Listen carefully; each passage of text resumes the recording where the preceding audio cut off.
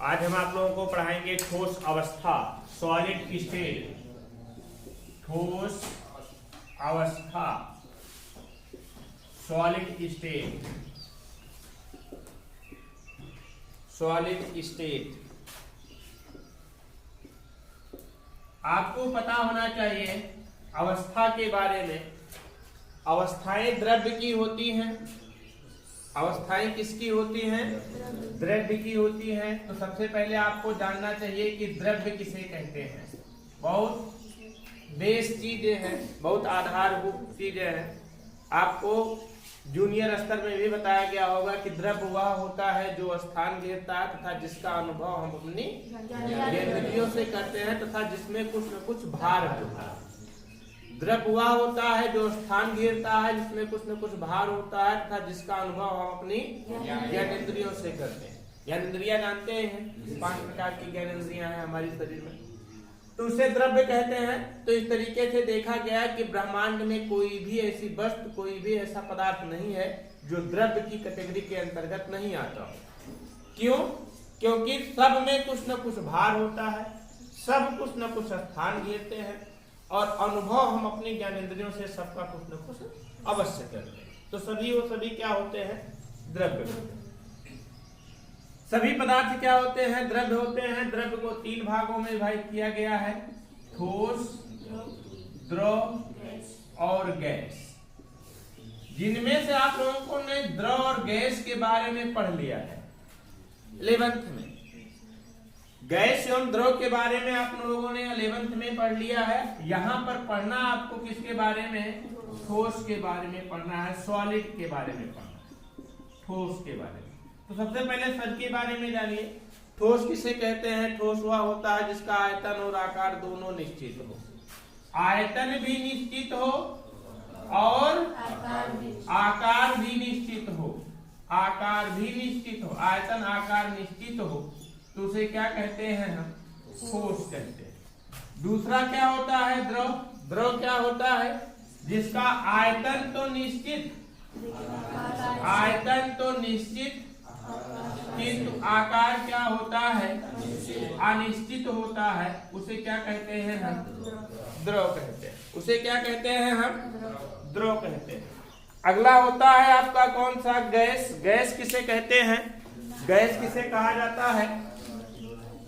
Gas वो होते हैं जिसका क्या? आकार और आयतन, आकार और आयतन दोनों ही क्या होते हैं? दोनों अनिश्चित होते हैं। वो क्या कहलाते हैं? गैस कहलाते हैं। एग्जाम्पल की बात करते हैं तो ठोस के रूप में वो समझ लीजिए ईंट, कुर्सी, डस्टर, मेज, ये सभी क्या है? ठोस के रूप में होते हैं। द्रव किसे कहा जाता है? जल है, तेल है, तेल है, ये सभी किसके रूप में होता है? द्रव के रूप में होता है। और अगला गैस के रूप में है कौन सा? वायु, नाइट्रोजन गैस, वाष्प भी कह सकते हैं। फिर और क्या कह सकते हैं? Ammonia gas, sulphur dioxide gas, ये सभी किस रूप में होते हैं? गैसीय अवस्था में। नहीं, यहाँ पर कोलाइड अवस्था नहीं होती। ये अलग अलग प्राकृतिक के पदार्थ हैं। ठोस, द्रव और गैस के रूप में पदार्थ होते हैं। समझ रहे हैं ना? तो आपको यहाँ पर पढ़ना किसके बारे में है? मुख्यतः ठोस के बारे में पढ़ना है। तो ठोस के बारे में जानना है। तो ठोस के बारे में हमने बताया आयतन क्या होता है? निश्चित। आयतन क्या होता है? निश्चित। और आकार भी क्या होता है? निश्चित। इसका रीजन क्या है? आकार निश्चित है। इसका रीजन क्या है? ठोस में आकार निश्चित क्यों होता है? ठोस में आकार निश्चित इसलिए होता है बेटा क्योंकि ठोस में ठोस के कण एक दूसरे के बहुत पास पास होते हैं। बहुत पास पास होते हैं। बहुत पास पास होने के कारण इनका आकार क्या हो जाता है? निश्चित हो जाता है। क्यों? क्योंकि बहुत पास पास होने के कारण अपने स्थान को ये छोड़े बिना ही कंपन करते हैं बेटा। अपने स्थान को बिना छोड़े ही क्या करते हैं? कंपन करते हैं। कंपन करने का मतलब ऐसे सिर्फ कंपन करेंगे। है ना, लेकिन अपने स्थान को पूर्ण रूप से छोड़ते नहीं है। जब अपने स्थान को पूर्ण रूप से छोड़ते नहीं है, सिर्फ क्या करते हैं, कंपन करते हैं। कंपन करने के कारण इनका आकार क्या हो जाता है, निश्चित हो जाता है, अपने स्थान को छोड़ते नहीं है। और आयतन क्या, आयतन का मतलब क्या होता है, आयतन तभी घटेगा या बढ़ेगा जब इसमें बाहर से कोई अणु आएगा या कोई अणु यहां से बाहर जाएगा। मान लीजिए ठोस है बेटा, ये क्या है, ठोस है। ठोस में क्या होगा, इसका आयतन और आकार निश्चित होता है। इसका मतलब क्या है कि आकार निश्चित होने का कारण क्या है कि ठोस क्या होते हैं, अब ठोस के अणु अपने स्थान को छोड़ते नहीं है, सिर्फ एक निश्चित स्थान पर क्या करते हैं, कंपन करते हैं। इनके मध्य लगने वाला आकर्षण बल का मान अधिक होता है और दो अणुओं के बीच की दूरी बहुत ही कम होती है, जिसे कहा जाता है अंतरा आणविक स्थान। दो अणुओं के बीच की दूरी क्या होती है, बहुत ही कम होती है, ना के बराबर होती है। और बहुत ही कम होने के कारण, दोनों के बीच की दूरी बहुत ही कम होने के कारण इनका घनत्व भी क्या होता है, अधिक होता है। घनत्व क्या होता है, अधिक होता है। तो ठोस की ये प्रॉपर्टी होती है कि ठोस में क्या होते हैं कि ठोस के अणु अपने स्थान को छोड़े बिना ही कंपन करते हैं। ठोस के अणुओं के बीच अंतराण्विक स्थान का मान बहुत ही कम होता है। बहुत ही कम होने के कारण इनका घनत्व क्या हो जाता है, बहुत ही अधिक हो जाता है। जब अपने स्थान को छोड़े बिना गति कंपन करते हैं, अर्थात अपने स्थान को छोड़ करके बाहर नहीं निकल सकते हैं, तो इसका आयतन भी क्या हो जाता है, निश्चित हो जाता है। और ना ही कोई बाहर से आते हैं तो इसका आयतन क्या हो जाता है, निश्चित हो जाता है। समझ गए ना ठोस के बारे में। ठोस के बाद और इनके मध्य क्या होता है, अंतरा आणविक आकर्षण बल। आपको पता होना चाहिए कि ब्रह्मांड में उपस्थित किन्हीं दो पिंडों के बीच क्या लगता है, आकर्षण बल लगता है। और जितना पिंड बड़ा होगा उतना आकर्षण बल का मान उतना ही बड़ा होगा। जैसे पृथ्वी बहुत बड़ा पिंड है तो पृथ्वी के द्वारा लगाया गया आकर्षण बल गुरुत्वाकर्षण बल कहलाता है। किसी वस्तु को अपनी तरफ खींचने छोड़ दे, किसी वस्तु को अपनी तरफ खींच लेती है, क्यों, क्योंकि उसके पास आकर्षण बल की क्षमता अधिक है ना। तो यहाँ पर भी क्या होता है, दो ठोस है, ठोस के दो अणुओं के बीच लगने वाला, ठोस के दोनों के बीच क्या लगता है, आकर्षण बल लगता है। और आकर्षण बल का मान यहाँ पर क्या होता है, बहुत ही अधिक होता है। इसीलिए ठोस के आयतन और आकार दोनों क्या होते हैं, निश्चित होते हैं, है ना। ठोस के आयतन और आकार निश्चित होते हैं। द्रव और गैस के बारे में हमने बता दिया है क्या होता है। तो लिखिए ठोस के गुण।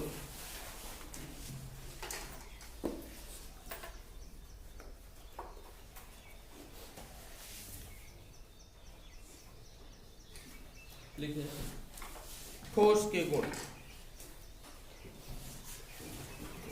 ठोस का आयतन और आकार दोनों ही निश्चित होते हैं।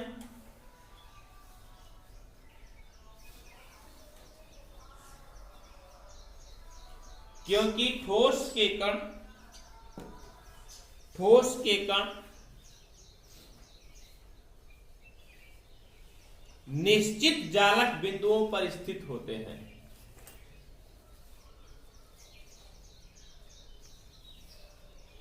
ठोस के कण निश्चित जालक बिंदुओं पर स्थित होते हैं।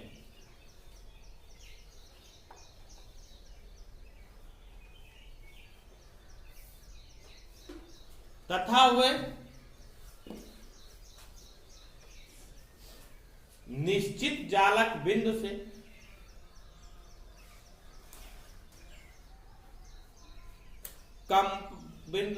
कंपन करते हैं।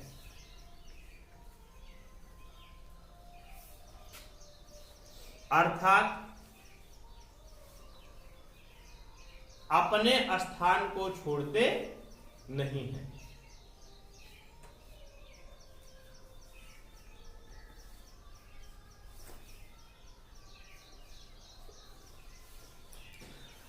इसको समझ गए ना, कंपन के अपने स्थान को छोड़ते। और हमने बताया कि ठोस के अणुओं के बीच अंतराण्विक स्थान बहुत ही, अंतराण्विक स्थान अणुओं के बीच उपस्थित स्पेस। देखिए ठोस में अणुओं के बीच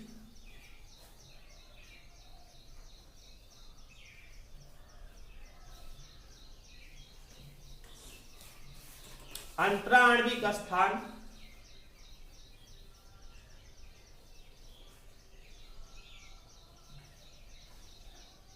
अंतराण्विक स्थान बहुत ही कम होते हैं।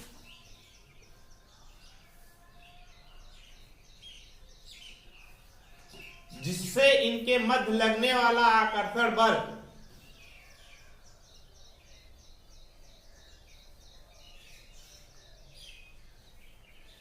जिससे इनके मध्य लगने वाला आकर्षण बल क्या होता है? हाँ, बहुत अधिक होता है।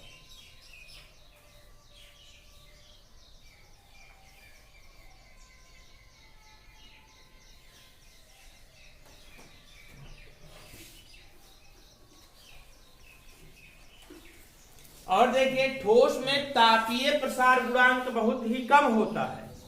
तापीय प्रसार गुणांक का मतलब, ठोस को जब हम गर्म करते हैं तो फैलने की प्रक्रिया, गर्म करने पर उसका ताप बढ़े, जब ताप बढ़े तो क्या होने लगे? फैलने लगे।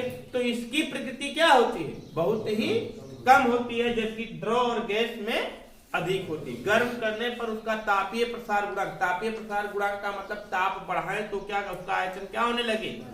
बढ़ने लगे, है ना। लेकिन ठोस को गर्म करते हैं जिसका आयतन बहुत ही कम बढ़ता है, अर्थात जिसका तापीय प्रसार गुणांक बहुत ही कम होता है। और इसका घनत्व के बारे में हमने बताया, ठोस का घनत्व बहुत अधिक होता है, ठोस का घनत्व सर्वाधिक होता है। तो लिखिए, ठोस का तापीय प्रसार गुणांक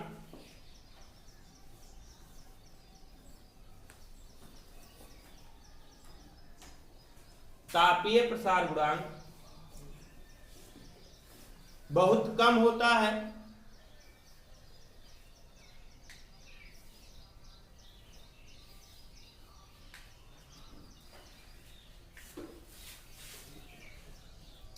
बहुत कम होता है और इसका घनत्व बहुत अधिक होता है।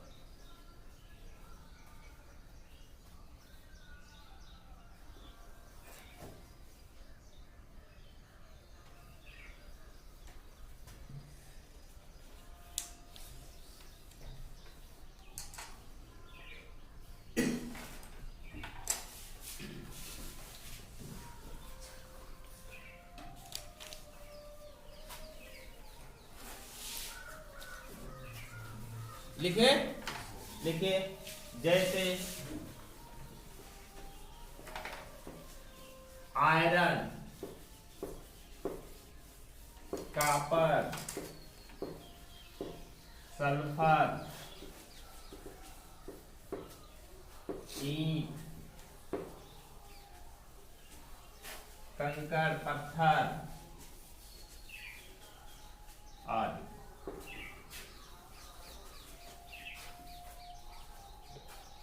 कंकड़ पत्थर आदि।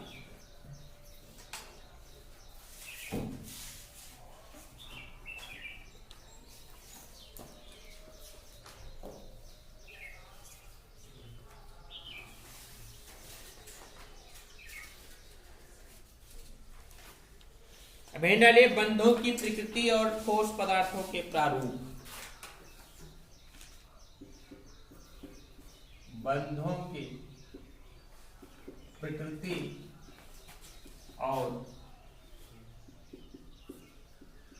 ठोस पदार्थों के प्रारूप।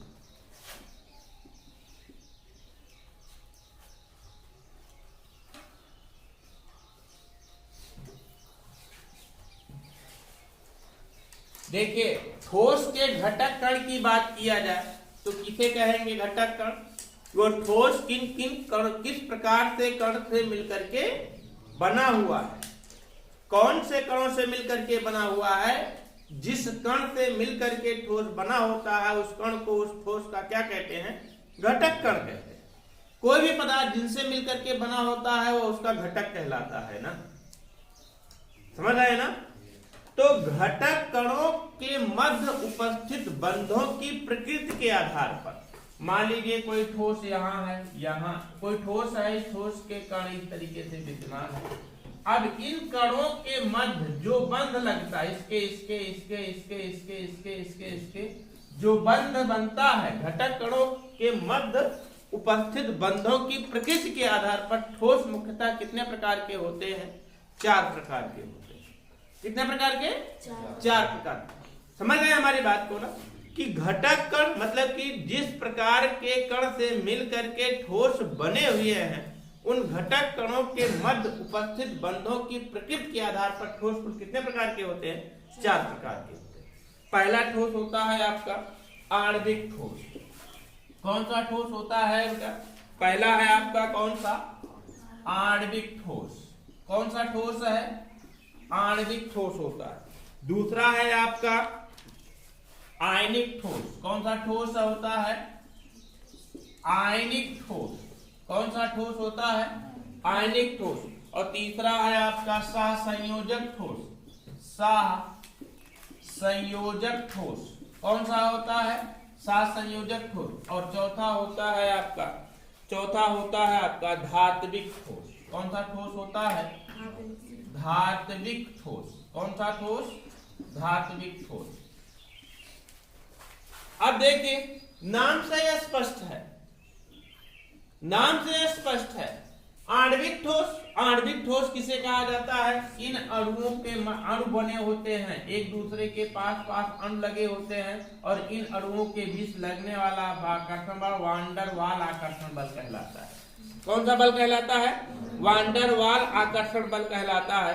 अर्थात इसके गलनांक और पतनांक बहुत ही कम हो जाते हैं, क्योंकि इनके मध्य लगने वाला आकर्षण बल वान डर वाल आकर्षण बल कहलाता है।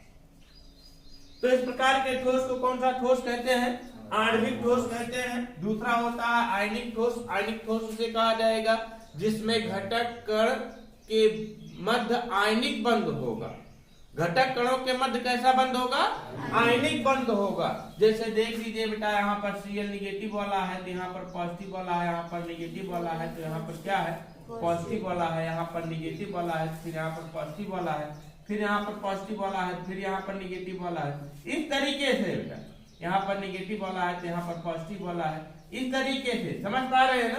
मतलब घटक कण पर आवेश होता है, और इन आवेशों के मध्य क्या होते हैं? एक प्रकार का आकर्षण बल लगता है, और इसी आयनों के कारण ये कण एक दूसरे के क्या होते हैं? पास पास होते हैं। अर्थात घटक कणों के मध्य लगने वाला आकर्षण बल कौन सा, बनने वाला बंध कौन सा बंध होता है? आयनिक बंध होता है। तो इस प्रकार के ठोस को कौन सा ठोस कहते हैं? आयनिक ठोस कहते हैं। समझ है ना? और दूसरा कौन सा होता है आपका? सहसंयोजक ठोस। नाम से स्पष्ट है, सहसंयोजक ठोस मतलब घटक कणों के मध्य बनने वाला बंध कैसा बंध होगा? सहसंयोजक बंध होता है। तो उसे कौन सा ठोस कहते हैं? सहसंयोजक ठोस कहते हैं। कौन सा ठोस कहते हैं? सहसंयोजक ठोस कहते हैं। अगला धात्विक ठोस। धात्विक ठोस क्या होता है? मतलब घटक कणों के मध्य क्या, घटक कण की प्रकृति कैसी होती है? धात्विक प्रकृति होती है। कैसी प्रकृति होती है? धात्विक प्रकृति होती है। धात्विक प्रकृति का मतलब क्या होता है? धात्विक प्रकृति का मतलब होता है कि उसमें विद्युत धारा का प्रवाह हो सके, हैं? उसको पीटे तो क्या हो सके? फैले। खींचे, गर्म करके खींचे तो क्या बनाया जा सके? तार का तन्यता का गुण धनायन बना सके। इलेक्ट्रॉन त्याग करके क्या कर सकते हैं? धनायन बना सकते हैं। फ्री इलेक्ट्रॉन भी हो। फ्री इलेक्ट्रॉन का मतलब मुक्त इलेक्ट्रॉन हो, जिसके कारण से विद्युत धारा का प्रवाह हो, है ना? तो क्या होते हैं इस प्रकार के ठोस को कौन सा ठोस कहा जाता है? धात्विक ठोस। तो बंधों की प्रकृति के आधार पर, किसके बंधों की प्रकृति के आधार पर? घटक कणों के बीच उपस्थित जो बंध होते हैं, घटक कणों के मध्य उपस्थित जो बंध होते हैं, उन बंधों की प्रकृति के आधार पर ठोस कुल कितने प्रकार के होते हैं? 4 प्रकार के होते हैं। आणविक ठोस, आयनिक ठोस, सहसंयोजक ठोस और धात्विक ठोस। समझ गए ना? समझ गए इसको? तो लिखिए, लिखिए, किसी ठोस में उपस्थित, किसी ठोस में उपस्थित उसके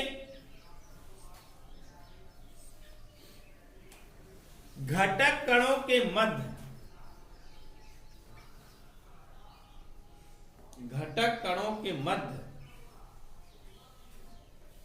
विद्यमान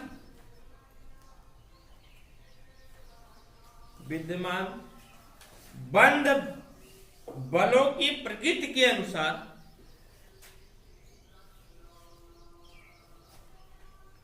बंद बलों की प्रकृति के अनुसार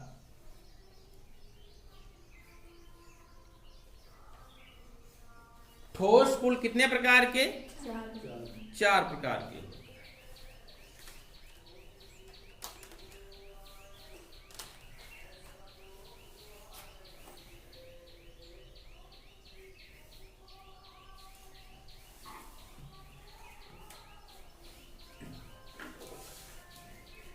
नंबर 1 कौन सा? आणविक ठोस। आणविक ठोस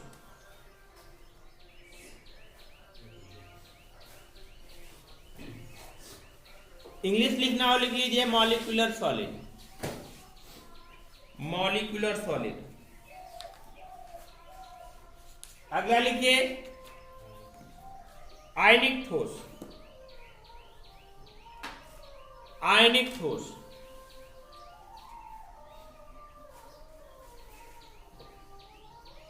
आयोनिक सॉलिड।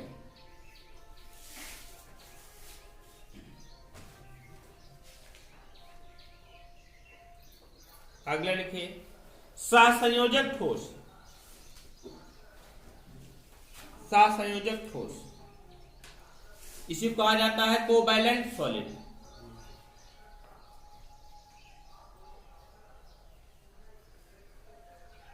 अगला धात्विक ठोस।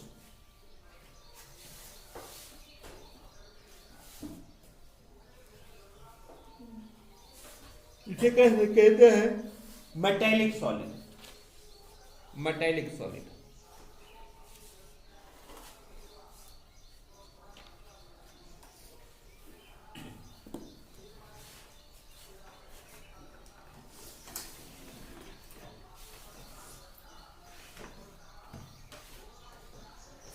अब हेडिंग डालिएगा कौन सा आप लोग?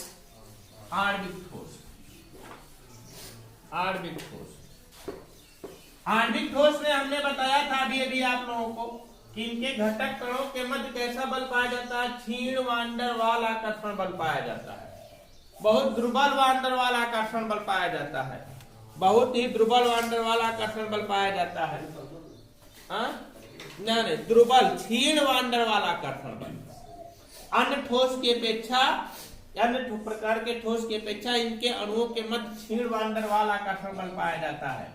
इस तरीके से एक अणु यहाँ पर है तो मान लीजिए एक अणु यहाँ पर है, तो इनके मध्य जो आकर्षण बल पाया जाएगा वो क्षीण वान डेर वाल आकर्षण बल पाया जाएगा, जिसके कारण जब क्षीण वान डेर वाल आकर्षण बल पाया जाता है तो बंधने की क्षमता इनकी क्या होती है? घटक कणों के बंधने की क्षमता क्या होती है? बहुत ही ढीली होती है।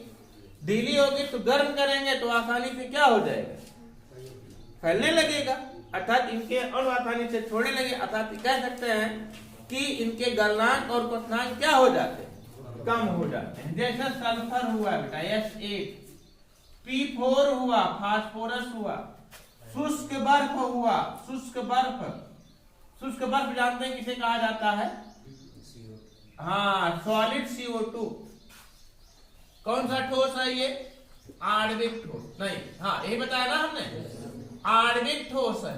आणविक ठोस में क्या होता है कि आणविक ठोस में घटक कणों के मध्य क्षीण वान डेर वाल आकर्षण बल पाया जाता है। क्षीण वान डेर वाल आकर्षण बल पाए जाने के कारण इसका गलनांक और क्वथनांक क्या हो जाता है? बहुत ही कम हो जाता है। इनके मध्य लगने वाला आकर्षण बल का मान कम होने के कारण गलनांक और क्वथनांक का मान क्या हो जाता है? बहुत ही कम हो जाता है। जैसे बात करते हैं कौन कौन से होते हैं? S8 होते हैं, सल्फर, P4 होता है बेटा, P4 सफेद फास्फोरस। क्या होता है? P4 सफेद फास्फोरस। उसके बाद बर्फ, बर्फ जानते हैं ना, H2O का सॉलिड रूप, H2O का सॉलिड रूप बर्फ। अगला शुष्क कार्बन डाई ऑक्साइड का सॉलिड रूप, मतलब शुष्क बर्फ। क्या? शुष्क बर्फ। शुष्क बर्फ कहते हैं तो कार्बन डाइऑक्साइड का कौन सा रूप? सॉलिड रूप। कार्बन डाइऑक्साइड गैस का ठोस अवस्था रूप क्या कहलाता है? ये सभी किस प्रकार के ठोस होते हैं? आणविक ठोस होते हैं। अब देखिए जैसे बर्फ की बात करते हैं, बर्फ H2O का सॉलिड रूप है भैया, इसको आप लोग जानिएगा नहीं पता चले क्या। यस, चलो H2O का सॉलिड रूप है, इसका मतलब क्या है, इसको गर्म करते हैं तो इसका गलनांक बहुत ही कम ताप पर ये द्रव अवस्था परिवर्तित हो जाएगा कि नहीं?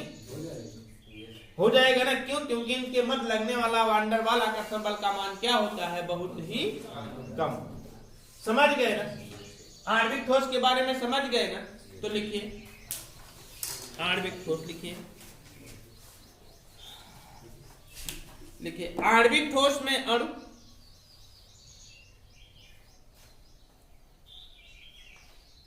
एक दूसरे से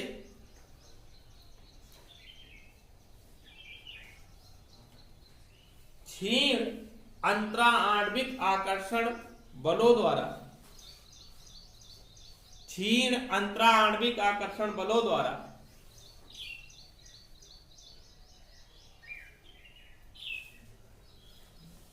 बंधे रहते हैं।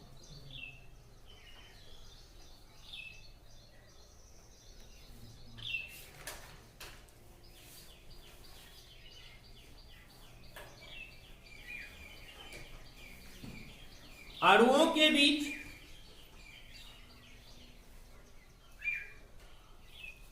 क्षीण आकर्षण बल होते हैं।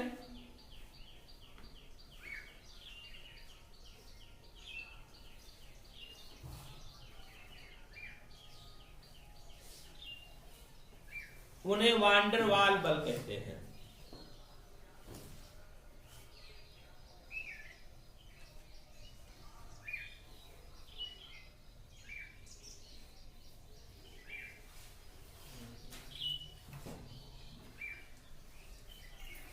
आणविक ठोस के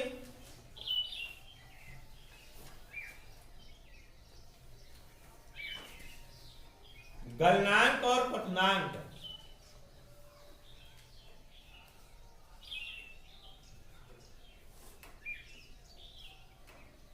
नीचे होते हैं।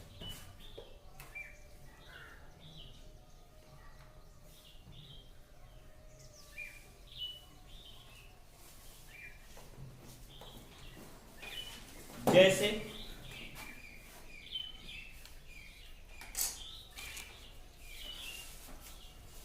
सल्फर, सफेद फास्फोरस,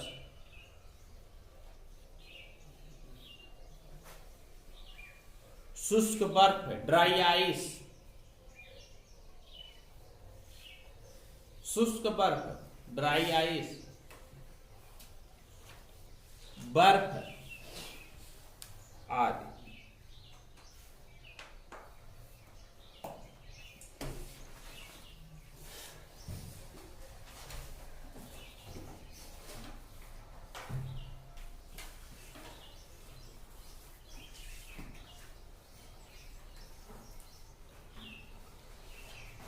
समझ गए इसको ना? आणविक ठोस समझ गए ना? अगला लिखिए आयनिक ठोस, आयनिक सॉलिड। आयनिक ठोस किसे कहा जाता है ये देखते हैं। आयनिक ठोस होता क्या है?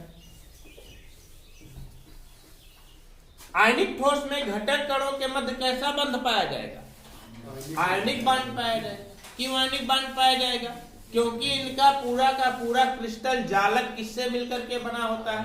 आयनों से मिलकर के बना होता है। एक कण पर धनावेश होगा, एक घटक कण पर धनावेश होगा तो दूसरे घटक कण पर ऋणावेश होगा। अच्छा, आयनिक बांड जो होता है स्ट्रांग होता है। आयनिक बांड स्ट्रांग होता है, मजबूत होता है। स्ट्रांग होने के कारण जब इसको गर्म करते हैं तो इसका गलनांक और पठनांक अपेक्षाकृत क्या हो जाता है? अधिक हो जाता है। क्योंकि जब घटक कणों के मध्य लगने वाला आकर्षण बल टूटेगा तभी तो वो गलेंगे, तभी तो ठोस अवस्था से द्रव अवस्था में जाएंगे। क्योंकि घटक कणों के मध्य लगने वाला आकर्षण बल का मान जब अधिक होगा तो उनको तोड़ना मुश्किल होगा ना, तो मुश्किल होगा, उसको अधिक ताप देना पड़ेगा। जब अधिक ताप देना पड़ेगा तो इसका मतलब इसके गलनांक और पठनांक क्या हो जाते हैं? बहुत ही अधिक हो जाते हैं। तो देखिए अगला कौन सा पढ़ना है आपको? आयनिक ठोस पढ़ना है। बहुत आसान टॉपिक है, बहुत आसान टॉपिक है। थोड़ा सा इसमें न्यूमेरिकल है लास्ट में, वो भी बहुत आसान है। बस अब थोड़ा सा ध्यान दे करके आप लोगों को पढ़ना है। बस जैसे मान लीजिए एक कण यहाँ पर है, एक कण यहाँ पर है, एक घटक कण यहाँ है, एक घटक कण यहाँ, एक घटक कण यहाँ।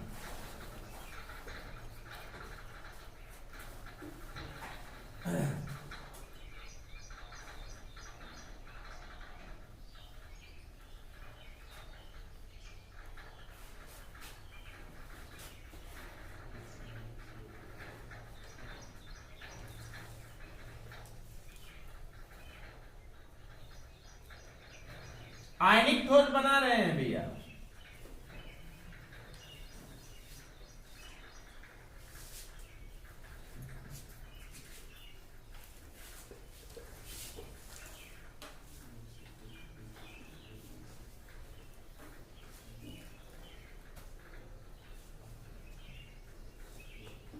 देखिए बीच बीच में ऋणायन वाले हैं, धनायन वाले हैं। बीच बीच में क्या है ये? धनायन वाले हैं ये सब। ये धनायन वाले हैं बीच बीच में। धनायनों की परमाणु त्रिज्या ऋणायनों की परमाणु त्रिज्या से क्या होती है? छोटी होती है। ये क्या है आपके? ऋणायनों की परमाणु त्रिज्या धनायनों की परमाणु त्रिज्या से क्या होती है? बड़ी। तो ये क्रिस्टल जालक बन गया किसका? धनायनों और ऋणायनों का। अर्थात यहाँ पर ऋणावेशित घटक कण है तो यहाँ पर धनावेशित घटक कण है। और आपको पता होना चाहिए जहाँ पर विपरीत आवेशित आयन होते हैं वो एक दूसरे क्या करते हैं? आकर्षित करते हैं, प्रबलता से आकर्षित करते हैं। इसलिए इनके मध्य लगने वाला आकर्षण बल का मान क्या हो जाता है? अधिक हो जाता है। जब अधिक हो जाता है, जिसको तोड़ने है अधिक हो जाता है, तो इनको हमें तोड़ने के लिए अधिक ऊर्जा देनी पड़ेगी, अर्थात इसका ताप हमें अधिक बढ़ाना पड़ेगा, तब जाकर के इसका गलनांक और क्वथनांक क्या हो जाता है? बहुत अधिक। तो समझ गए ना आयनिक ठोस? तो लिखिए आयनिक ठोस में घटक कणों के मध्य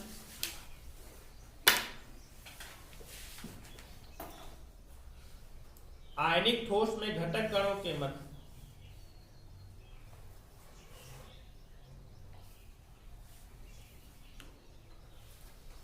आयनिक बंध पाया जाता है।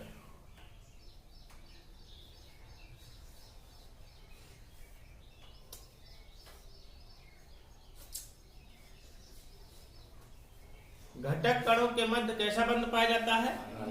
आयनिक बंध पाया जाता है। क्योंकि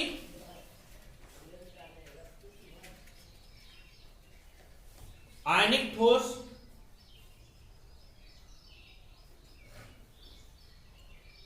धनायनों व ऋणायनों से मिलकर बने होते हैं।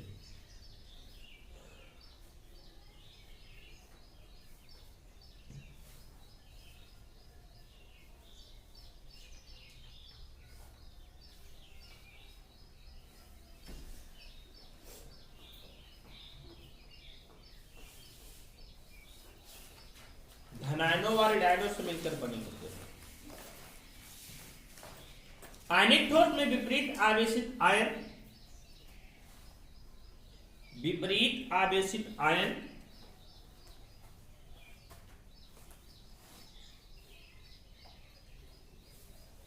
परस्पर प्रबल स्थिर वैद्युत बलों द्वारा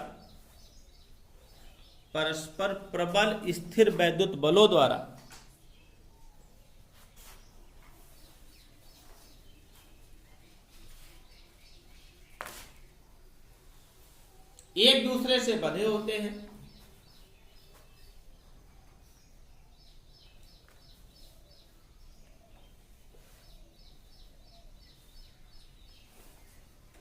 जिसके कारण इनका गलनांक और क्वथनांक उच्च होता है।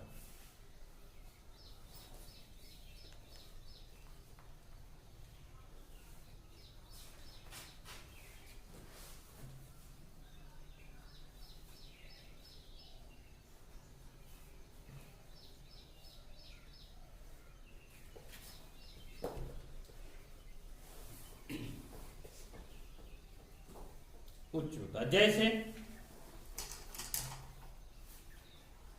सोडियम क्लोराइड व अन्य लवण,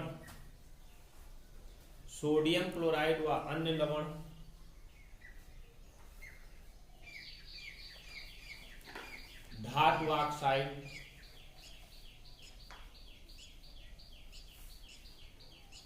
धातु सल्फाइड आदि।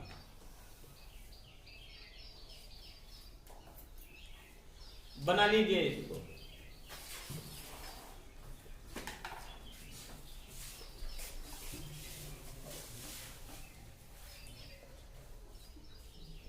बनाइए जल्दी।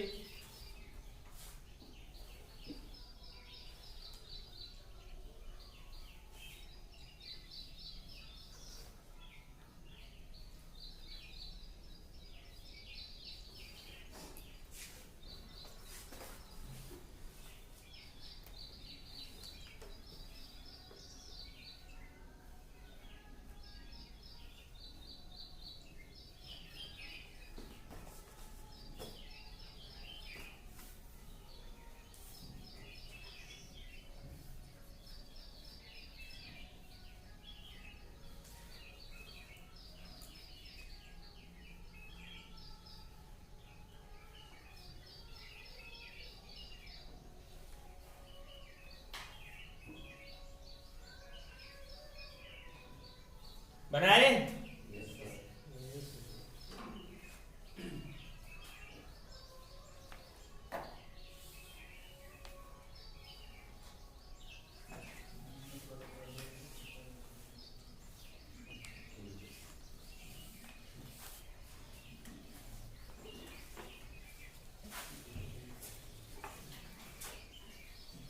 हटाएं?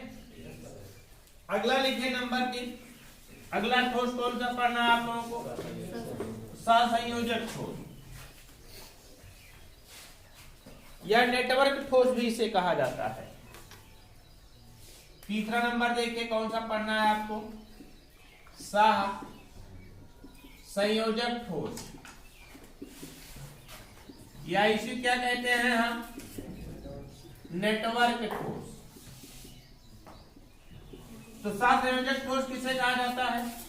इनमें क्या होता है? घटक कणों के मध्य सहसंयोजक बंध पाया जाता है। घटक कणों के मध्य क्या होता है? सहसंयोजक बंध पाया जाता है। सहसंयोजक बंध का मतलब आप लोग जानते हैं कि परमाणुओं के मध्य या घटक कणों के मध्य इलेक्ट्रॉन युग्मों की क्या होगी? साझेदारी होती है। इलेक्ट्रॉन युग्मों की क्या होती है? साझेदारी होती है। एक एक इलेक्ट्रॉन युग्म की साझेदारी हो रही है। एक एक इलेक्ट्रॉन की क्या हो रही है? साझेदारी हो रही है। देख रहे हैं ना? देख रहे हैं ना? तो इस प्रकार के ठोस को कौन सा ठोस कहा जाता है? सहसंयोजक ठोस कहा जाता है। इसके गलनांक और क्वथनांक उच्च हो जाते हैं। क्यों उच्च हो जाते हैं? क्योंकि इनके मध्य लगने वाले आकर्षण बल का मान भी क्या होता है? उच्च होता है। इनके बीच लगने वाले आकर्षण बल का मान भी क्या होता है? उच्च होता है। और यहाँ पर क्या होता है? अणुओं के मध्य इलेक्ट्रॉनों की क्या होती है? साझेदारी होती है अर्थात इनके बीच सहसंयोजक बंध बना होता है। सहसंयोजक बंध बनने के कारण ही ये कौन से ठोस कहलाते हैं? आपके सहसंयोजक ठोस। तो लिखिए सहसंयोजक ठोस। लिखिए सहसंयोजक ठोस में परमाणु परस्पर प्रबल सहसंयोजक बंधों द्वारा जुड़े होते हैं। परमाणु परस्पर प्रबल सहसंयोजक बंधों द्वारा जुड़े होते हैं।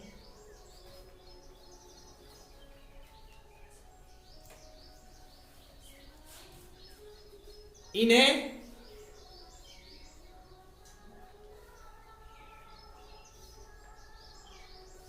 नेटवर्क ठोस भी कहा जाता है।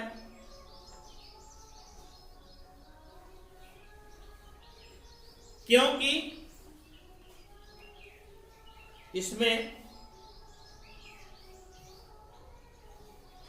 परमाणुओं का एक नेटवर्क बन जाता है।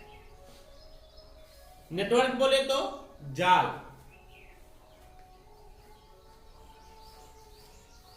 जो पूरे क्रिस्टल में फैला रहता है।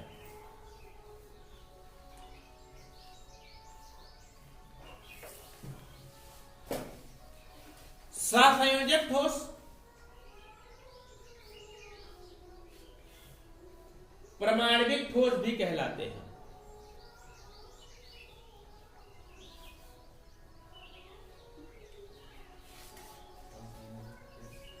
सात संयोजक ठोस परमाणविक ठोस भी कहलाते हैं।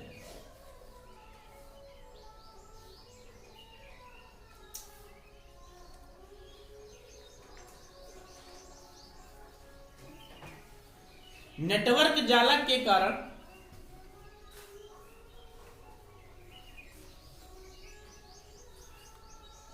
इनके गलनांक और क्वथनांक क्या होते हैं?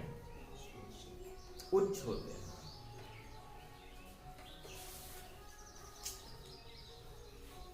इनके गलनांक और क्वथनांक उच्च होते हैं।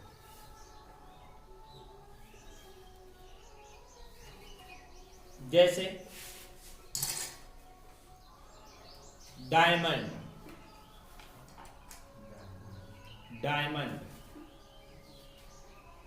Graphite, silica. Diamond, graphite, silica, silicon carbide,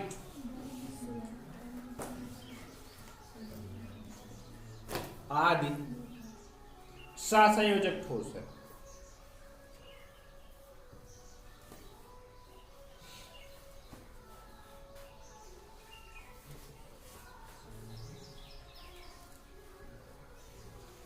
आपको पता होना चाहिए कि हमने इसके अंतर्गत क्या लिखाया है? ग्रेफाइट भी लिखाया है। ग्रेफाइट नर्म होता है। ग्रेफाइट नर्म होता है। नर्म होता है इसका मतलब क्या है? ये एक अपवाद है सहसंयोजक ठोस ही, लेकिन नर्म होता है मतलब क्या है? एक प्रकार का अपवाद। स्टार लगाइए। ग्रेफाइट नर्म होता है जो एक अपवाद है।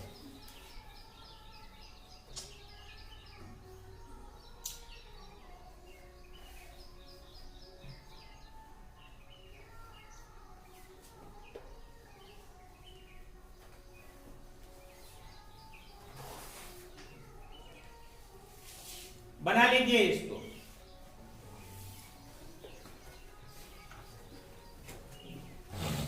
बनाइए इसको।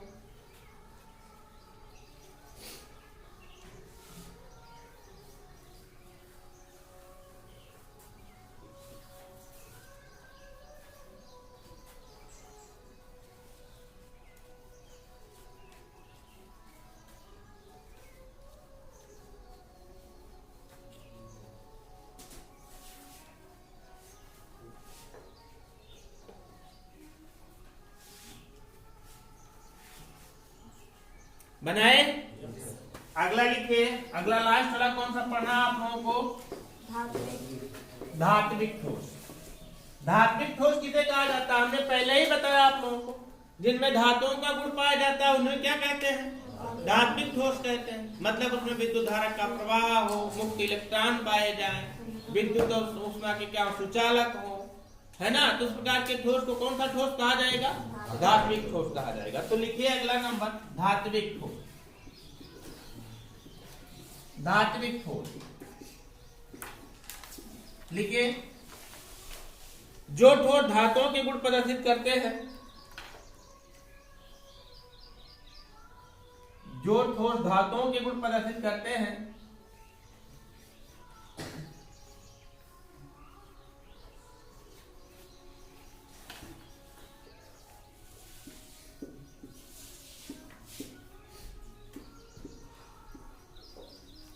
धात्विक ठोस कहलाते हैं। जो ठोस धातुओं के गुण प्रदर्शित करते हैं धात्विक ठोस कहलाते हैं।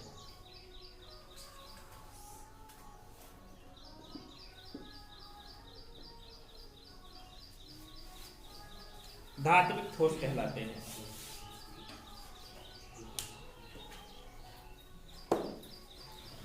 धातुओं में घटक कणों के मध्य, धातुओं में घटक कणों के मध्य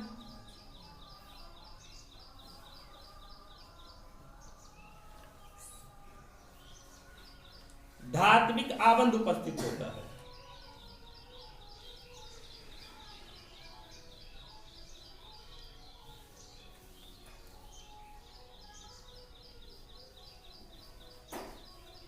धातु अपने बाह्य कोश से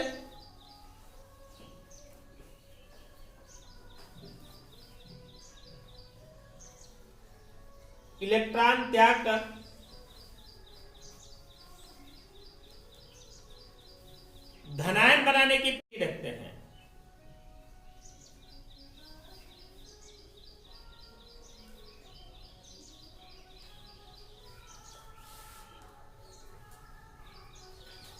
धातुओं में मुक्त इलेक्ट्रॉन उपस्थित होता है।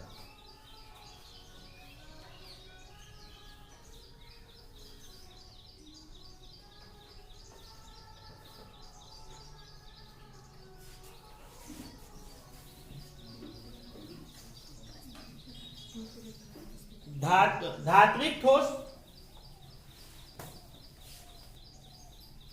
ऊष्मा तथा विद्युत के सुचालक होते हैं। ऊष्मा तथा विद्युत के सुचालक होते हैं।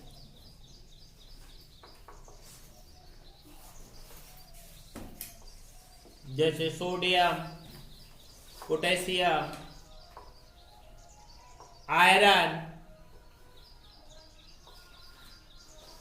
आदि।